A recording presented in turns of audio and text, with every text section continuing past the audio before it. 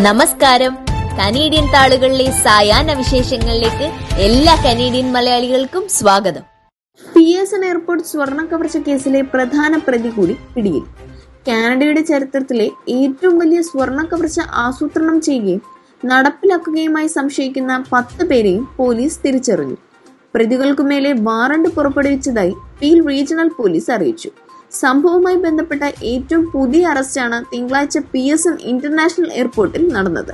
$5000 മോഷണം നടത്തൽ, കുറ്റം ചെയ്യാനുള്ള ഗൂഢാലോചന നടത്തൽ തുടങ്ങിയവയാണ് പ്രതികൾക്കുമേൽ ചാർത്തിയിരിക്കുന്ന മറ്റു കുറ്റകൃത്യങ്ങൾ.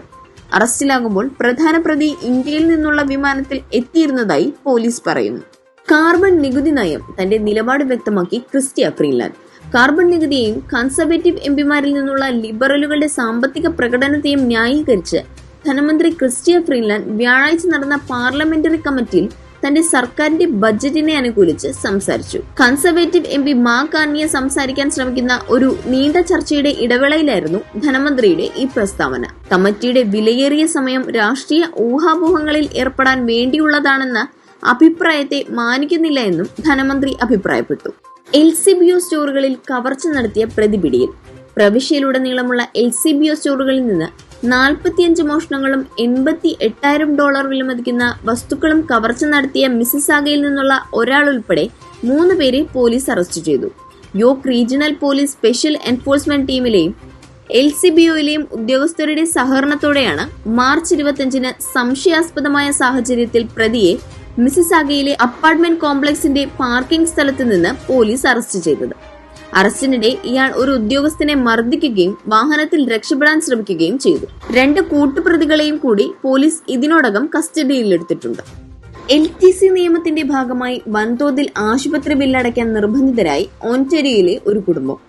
തെക്കുപടിഞ്ഞാറൻ ഓന്റാരിയോയിലെ നഴ്സിംഗ് ഹോമിൽ അമ്മയെ പാർപ്പിക്കാൻ വിസമ്മതിച്ചതിനെ തുടർന്ന് ഒരു യുവതിക്ക് ഓന്റിലെ വിൻസറിലെ ഒരു ആശുപത്രിയിൽ നിന്ന് ലഭിച്ചത് $8,400 ബിൽ തുക. എന്നാൽ യുവതി ബില്ലടയ്ക്കാൻ വിസമ്മതിച്ചു. LTC നിയമം മുഖേന രോഗിയെ അവരുടെ ഇഷ്ടമില്ലാതെ തന്നെ നഴ്സിംഗ് ഹോമുകളിലേക്ക് മാറ്റാൻ ആശുപത്രി അധികൃതർ നിർബന്ധിതരാക്കുന്നു.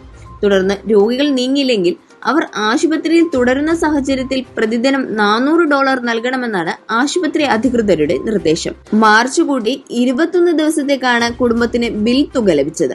ഏപ്രിലിലെ എല്ലാ പിഴകളും കൂട്ടി ഉടൻ തന്നെ ഇതിലും വലിയ ബിൽ ലഭിക്കുമെന്നാണ് യുവതി പ്രതീക്ഷിക്കുന്നത്. അപ്പോൾ ഇന്നത്തെ കനേഡിയൻ സായാഹ്ന വിശേഷങ്ങൾ ഇവിടെ അവസാനിക്കുന്നു. ഇത് നിങ്ങളിലേക്ക് എത്തിച്ചത് Polaris dental, Brampton, Latha Menon, barrister solicitor of Menon law professional corporation, Kerala curry house, Mississauga, Jojo Augustine real estate broker, കണ്ണൂർക്കാരന്റെ തൊട്ടുകട, ഡ്യൂപോണ്ട് സ്ട്രീറ്റ്, ടൊറന്റോ. എല്ലാവർക്കും നല്ലൊരു സായാഹ്നം നേർന്നുകൊണ്ട് കനേഡിയൻ താളുകൾക്ക് വേണ്ടി ഗാഥാ പ്രകാശ്.